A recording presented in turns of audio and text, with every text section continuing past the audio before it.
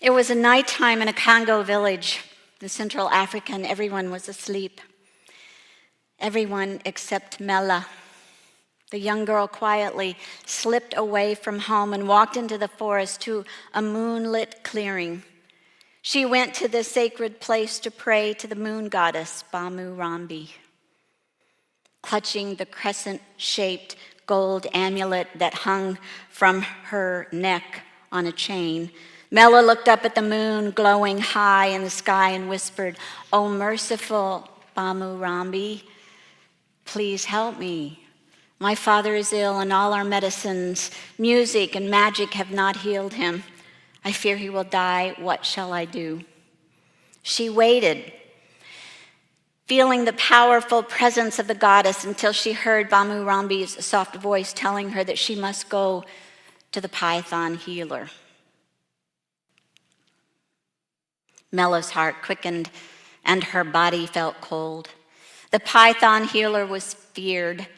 Only a few months before, Mella's older brothers had gone to the python's cave and returned shaking with fear, too afraid to even speak.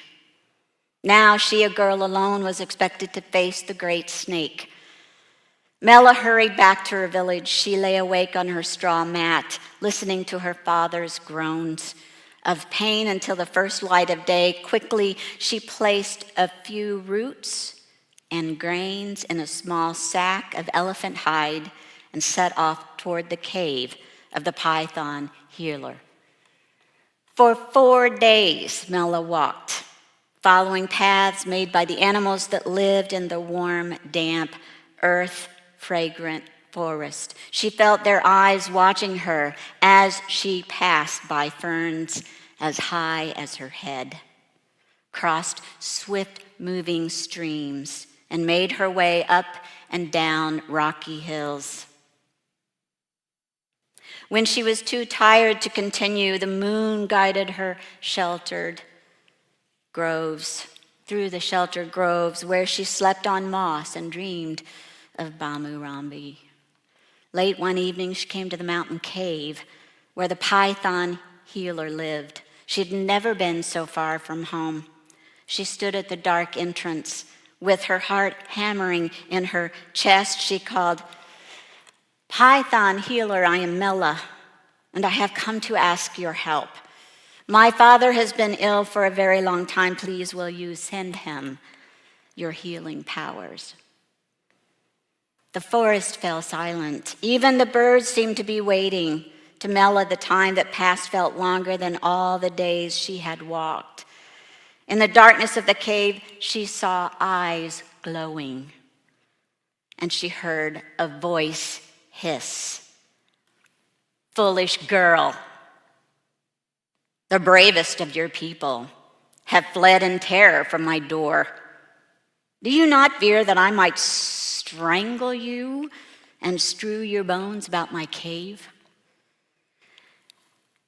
"It is not that I have fear," Mella said. "I have come to you because my love is louder than my fear. My father has done no wrong, yet he lies dying, and nothing can rid him of his illness. Bamu Rambi answered my prayer and sent me to you." From the cave, the voice hissed again, "So your love is more powerful than your fear of me? Would you be willing to turn your back and let me crawl close to you?" Head held high with pride of her people, Mella turned her back to the cave and faced the shadowy forest. "So you think your love is more powerful than your fear of me?" The hiss was at her heels now. "Would you let me twine myself about you as I might do if I choose to take you for my dinner?" Mella took a deep breath and stretched out her arms. She felt the cool, thick snake slither around her feet and wind itself around her body. When the many rings of the python were coiled completely around her, except for her head and her hands and feet, the snake said, "So your love is more powerful than your fear of me. Take me to your home." Mella stood tall, Despite the weight of the huge serpent and her fear drawing upon all her courage, she began to walk. And as she walked, she sang. The animals and birds of the jungle watched her pass by. They growled and they chirped their respect for the brave girl. Trekking the difficult path over the mountain and the rushing stream, she made her way back to the village, told the villagers as they gathered to kill the serpent with spears, not to kill the serpent with spears because indeed Mella was inside the coiled snake and she was going to her father. She entered her home where her father lay thin and weak on his mat.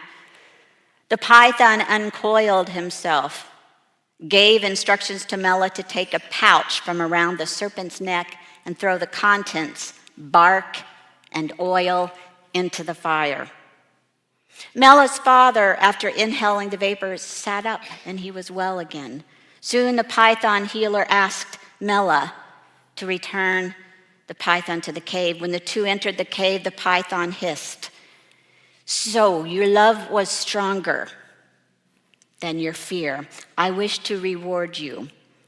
Choose any of the sparkling jewels that you see." Mella could not decide, so the python used its jaws to pick up a gold chain with a gold moon crescent, matching Mella's, and gave it to her. Mella grew up to become a wise and beloved leader of her people. It was Queen Mella who ordered that a wooden figure be carved and placed in the center of the village, a figure of her friend, the trusted python healer, the one who understood courage and love.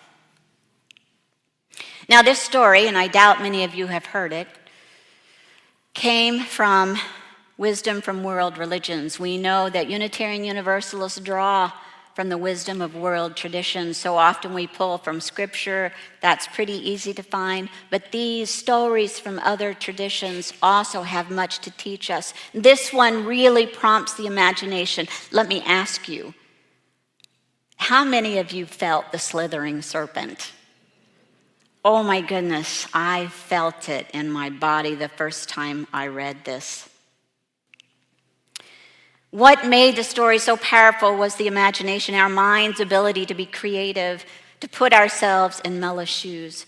So what sets us apart from our earliest ancestors is our capacity to imagine. Harvard psychologist Dan Gilbert says, quote, "In 2 million years, the human brain has nearly tripled in mass, going from the 1.25 pound brain of our ancestor, Homo habilis, to the almost 3 pound meatloaf that everybody here has between your ears." With that growth, there arose new functions. And one of the main reasons our brain got so big is because of that prefrontal cortex. What does a prefrontal cortex do for you that you should justify the entire architectural overhaul of the human skull in the blink of evolutionary time? It is the experience stimulator. Pilots don't have to fly a plane those first early days to get their experience. They have a simulator where they can do it on a computer, right? We can imagine also, without having touched the snake, what that feels like. Mella and the Python story from Africa is partly about viscerally experiencing fear, meaning we could feel Mella's fear in our own bodies.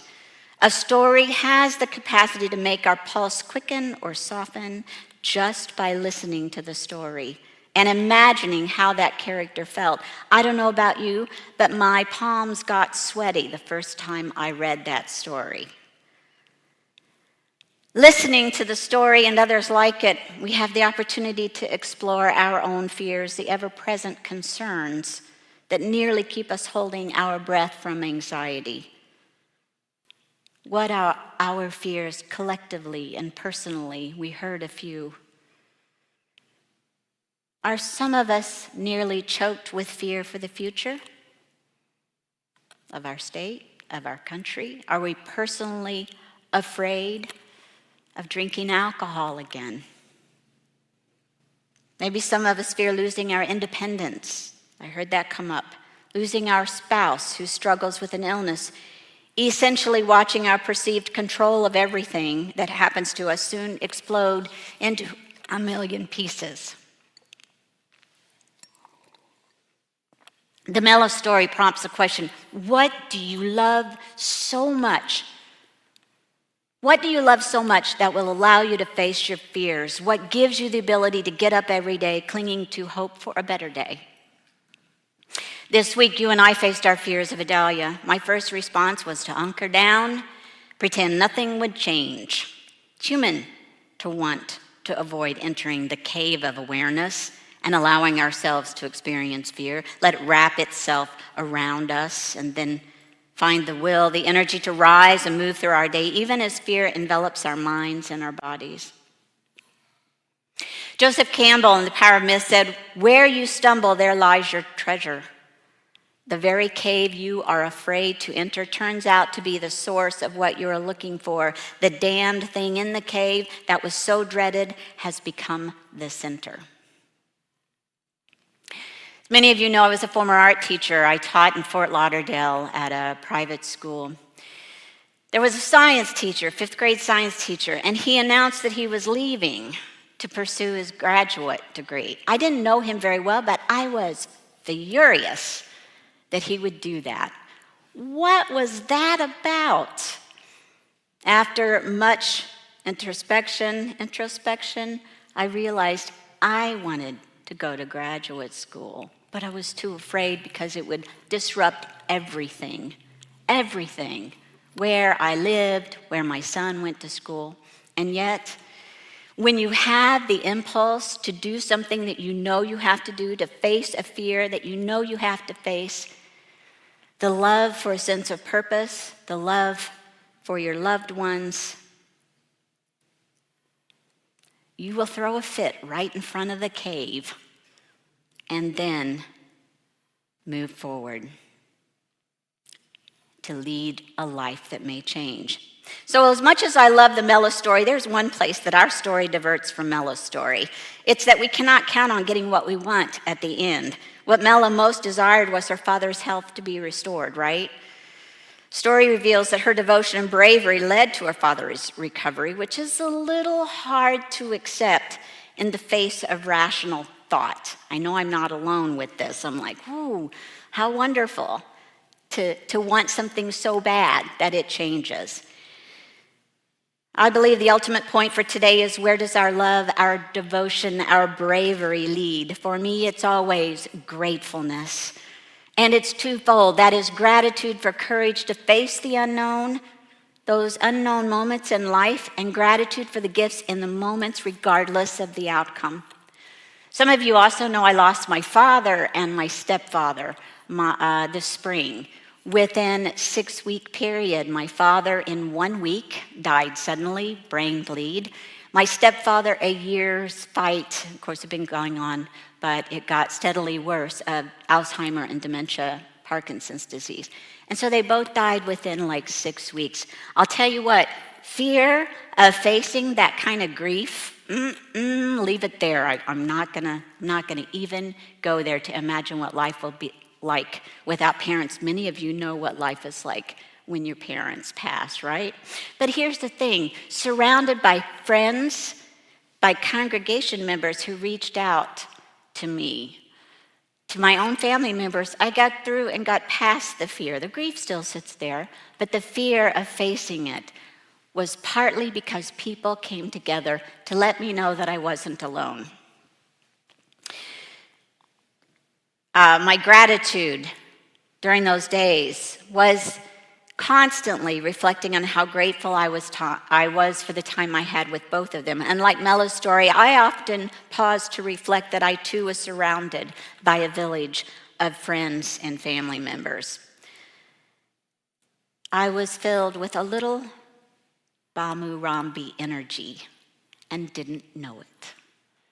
Bamu Rambi, worshipped in West Africa and Zimbabwe, Rhodesia, is a moon goddess associated with wisdom, comfort, and calming of emotional stress. Followers of Bamu Rambi often have crescent moon necklaces around their neck.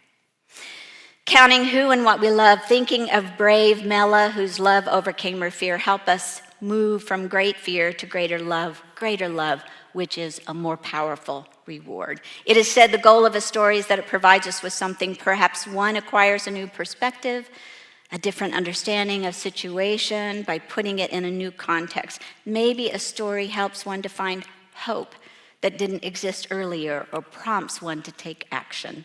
Perhaps the gift of a story is to help us hang on. May it be so.